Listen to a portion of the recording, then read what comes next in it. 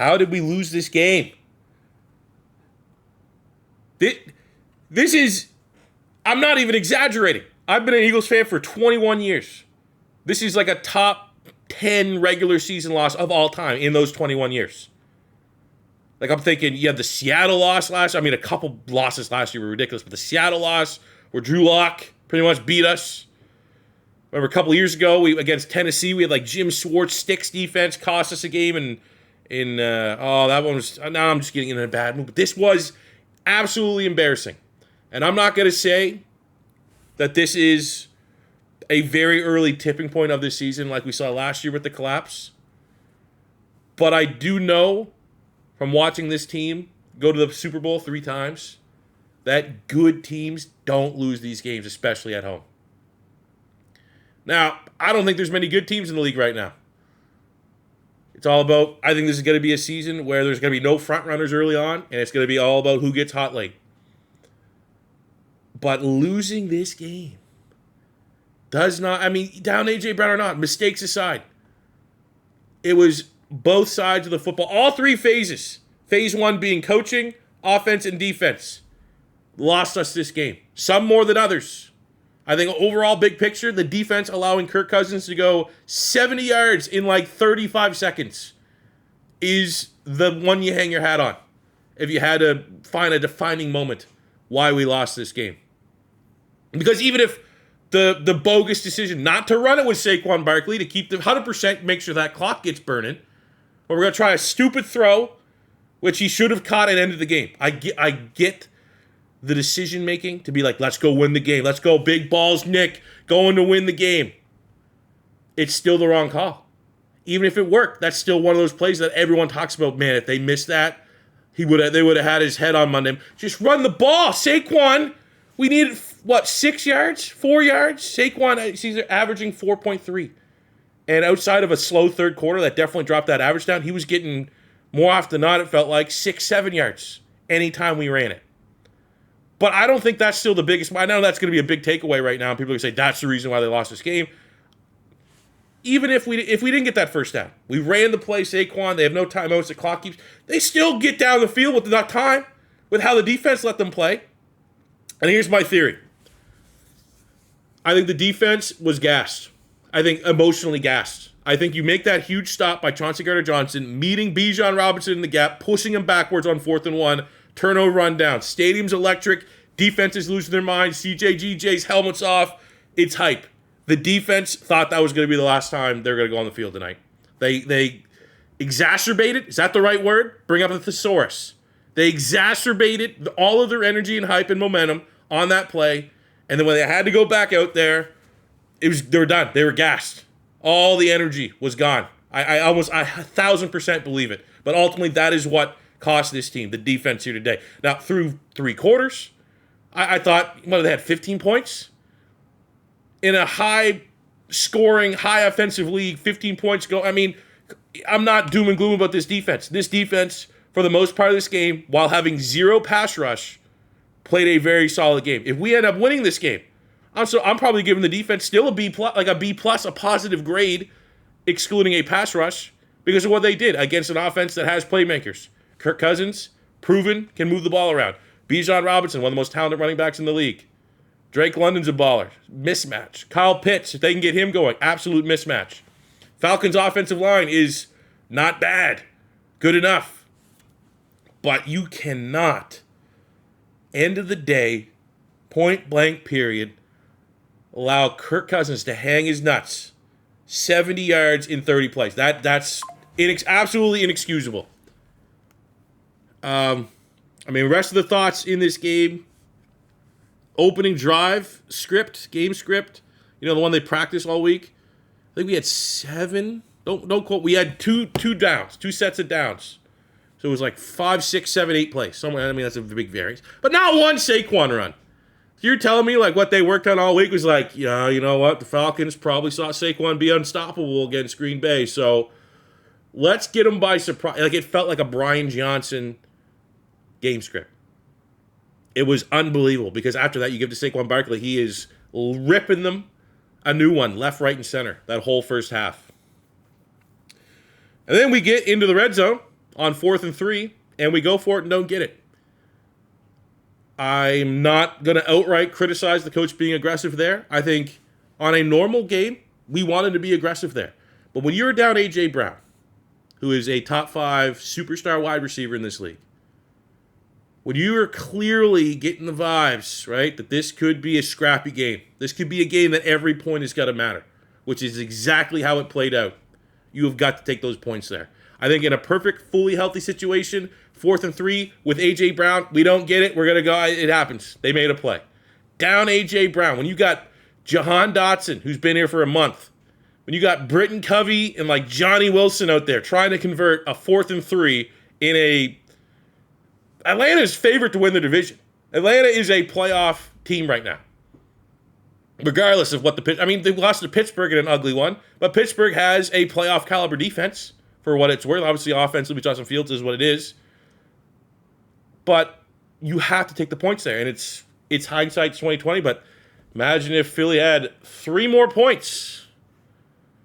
22-21, 3 more points. I just think you got to be, and that's on Sirianni. That is why this game's a failure on every level. Sirianni, you gotta like just assess the game. You can't just be like, I'm gonna be the cool coach, I'm gonna go for it, because that's what we do, we go for it.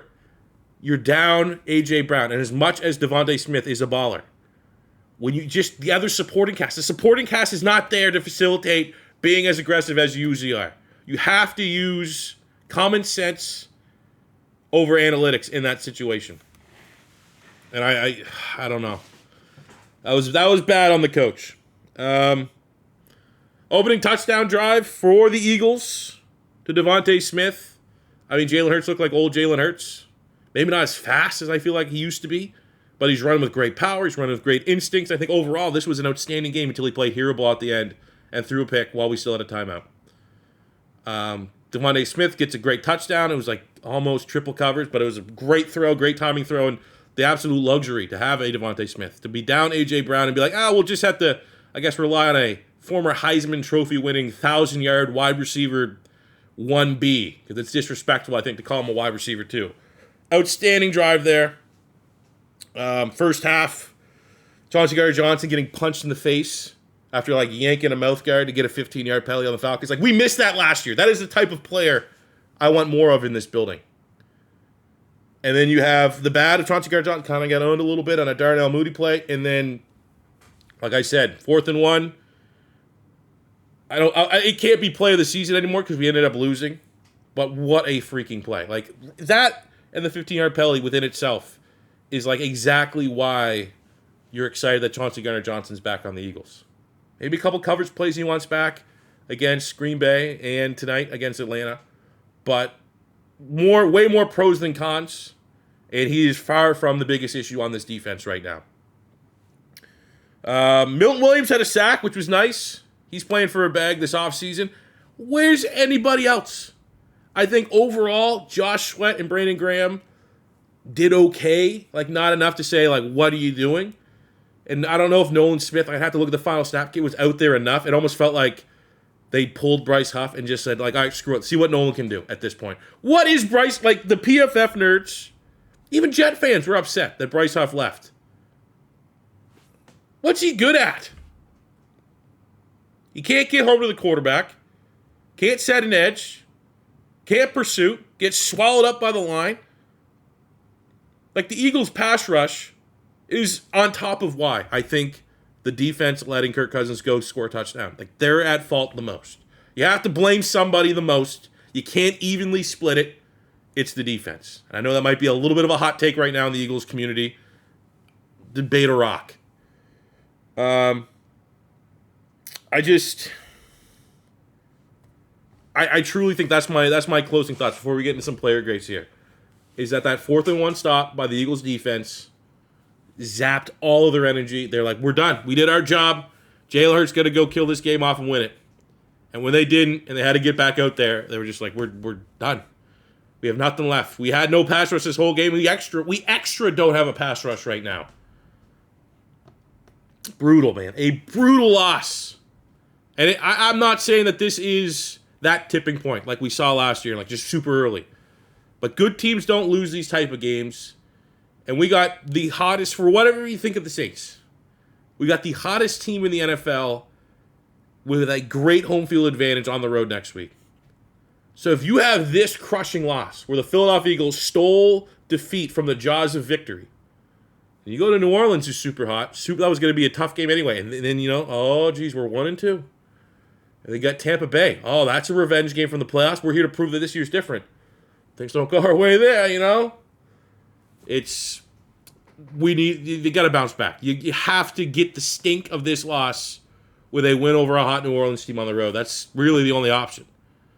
Looking at player grades here, Jalen Hurts, 23 of 30, 183 yards, 1 touchdown, 1 pick, had 85 on the ground with a rushing touchdown. I thought before the pick he was going to get probably an A. Looked like the old Jalen Hurts. Wasn't expecting him to have like 250-plus passing yards just because there's no A.J. Brown. And overall, passing yards are just way, way down right now in the league. And they just fucking played hero ball again. We got a brand new quarterback coach, brand new offensive coordinator. We have Sirianni, who's an offensive-based head coach, who's coaching for his goddamn job this season. Your one job when you look at Jalen Hurts was the turnovers. In 2022, when Jalen Hurts was runner-up for MVP, he was very intelligent. His decision-making, I thought, was the best in the league that year, out of every quarterback. And since then, he's regressed so bad. Why are you playing hero ball there? You have last week against Green Bay, plays hero ball. Maybe it was a slip, maybe not for A.J. Brown in the end zone. But you play for the field goal to go up 8. And we don't, because he tries to make a play. I'm fine when Jalen Hurts tries to make a play with his legs, not with his noodle arm. And that's what it costs. We still had a timeout. You got to give, even Jake Elliott's long is 61. Even if you got it to 63, 64, 65, you got to give Jake Elliott a chance to go win us that game. It's a failure on every level. Coaching with Sirianni for not going for 3 early and understanding the context of this game. Obviously, he does. I'm not saying that he's... From a fan perspective, why aren't you just taking the points when you're down A.J. Brown? And then the decision not to run it with Saquon, but to throw it. That's on Sirianni. Hero ball on Jalen Hurts. That's on Jalen Hurts. Defense. Everything else on the defense. But yeah, with the hero ball turnover, I thought Jalen played well. And B me. I don't want to say B minus because it was still almost all good. So I'll give him a B on the day. Just the turnovers, man. What are we?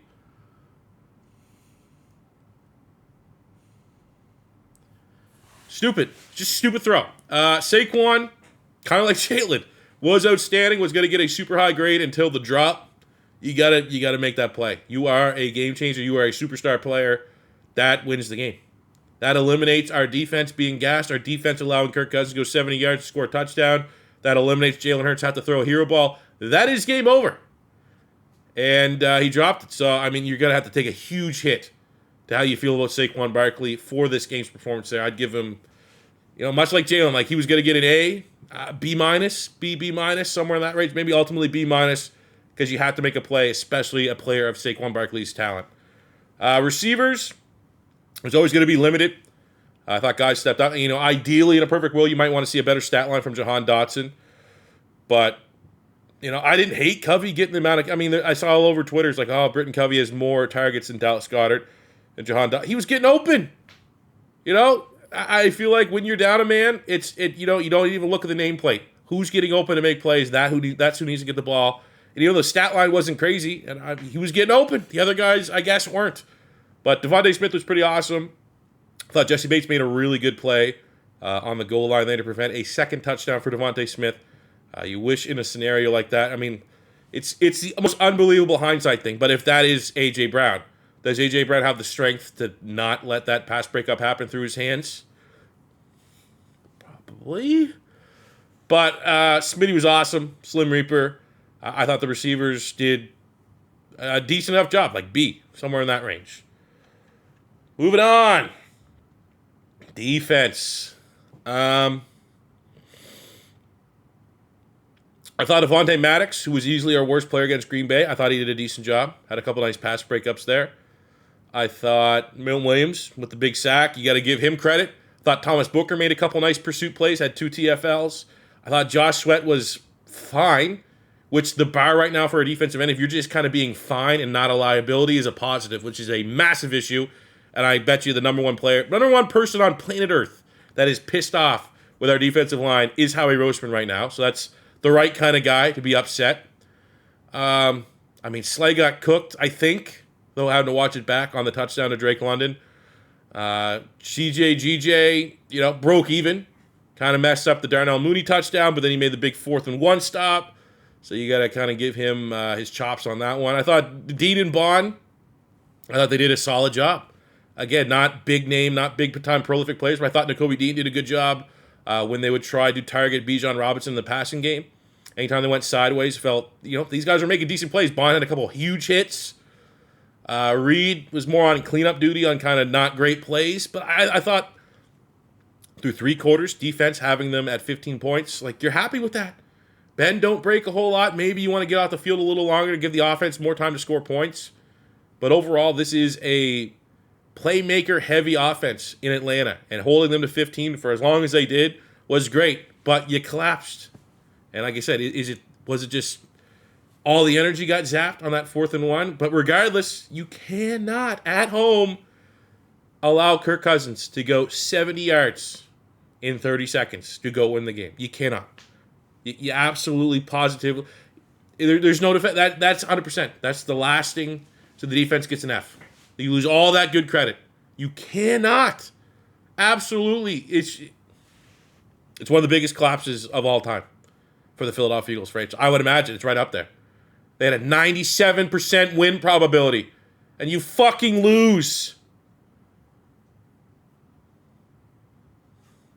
Unbelievable.